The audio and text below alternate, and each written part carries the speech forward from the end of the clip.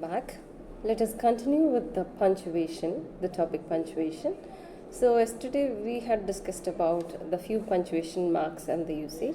Now let us see about the punctuation mark quotation, where we use and how we use. So quotation. So the double quotation mark encloses quotations. It makes a direct speech. So quotation marks enclose direct speech. It can be double or single. So quotation marks are used at the beginning and end of a phrases to show that it is being written exactly as it was originally said by someone or words of somebody in written form. So the commas and periods are always placed immediately before the closing quotation mark. Example, how are you? So here she asked me. So how are you? She asked me. I'm telling that somebody asked me, how are you? So how are you is like a question that somebody has asked me. So I'm just exactly telling she asked me that how are you. So that is why we have used the quotation mark for the question, how are you? So when you represent someone's words, we used to put it inside quotations. Okay, so then the comma. So comma is used to organize. So if you see, is organized to use.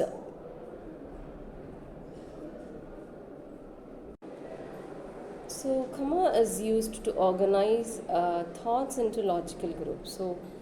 So comma places a pause between one word to another word or one sentence to another sentence.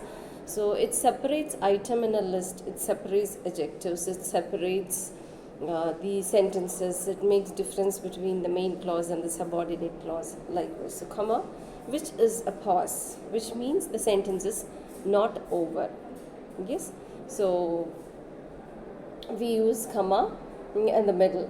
So is otherwise a shorter pause than a full stop. Then the next thing is the single quotations. So earlier we saw about the double quotations, now single quotations. So it completely encloses clauses inserted in a sentence. So we were, just for example, as in the screen, just explain the example given. We were, there is a comma, though we had rushed to get there, comma, late for the film. Yes, thank you, I said. We were, though we had rushed to get there, late for the film. Thank you, I said. So here, the single quotation, we use thank you, I said.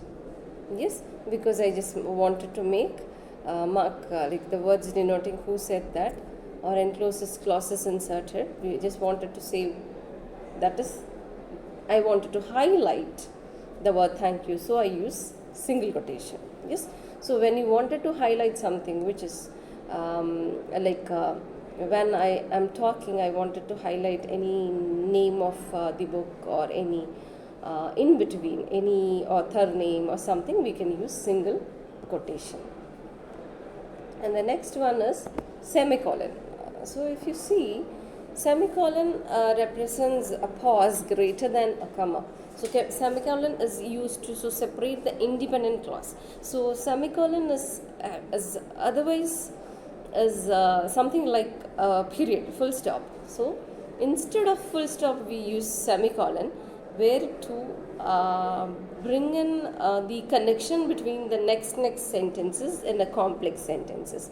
So where you have two independent clauses and then again a coordinating conjunction or a subordinate clause, there a continuous, a lengthy sentence where it is the continuous of the starting sentence. So in that cases, we can use the colon instead of full stop.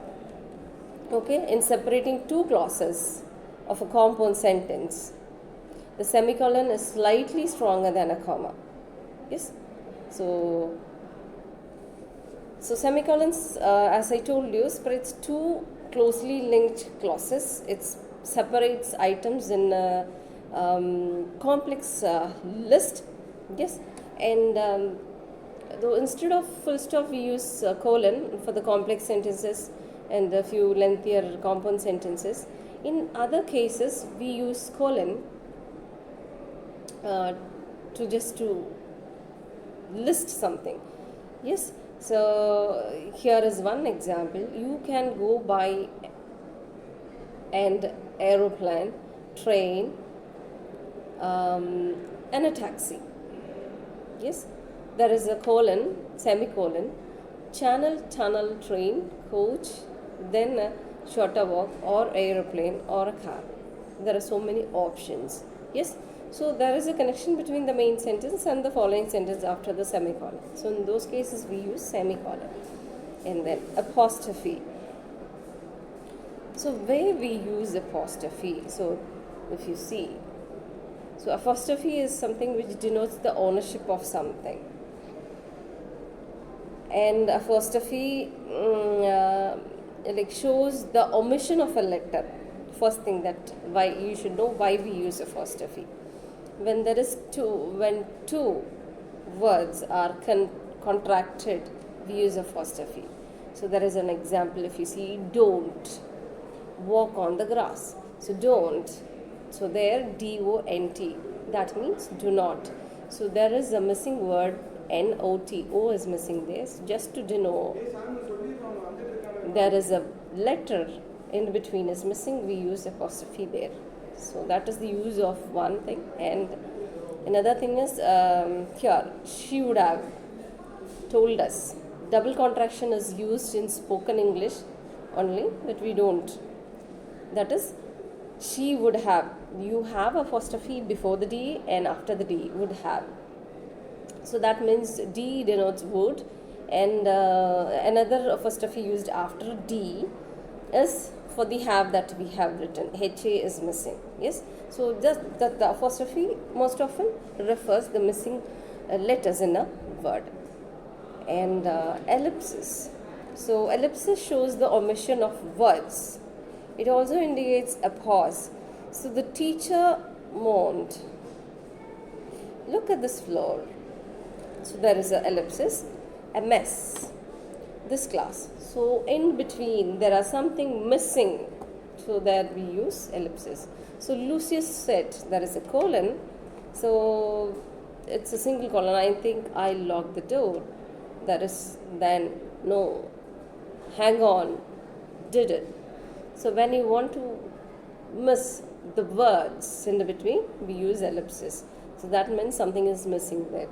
And when there is no end, and when you are leaving a paragraph or some writing without ending it, even we use ellipsis at the end of the sentence. Bracket. So brackets set apart a word or a phrase added to a sentence to give some additional informations. Yes, so the necklace. So here I am just telling more about the necklace. So I put those words inside the bracket. So which had been in my family for years was stolen. Okay, the necklace was stolen. So to give more information about the necklace, I use the bracket, and there I give the description or any mention about the necklace.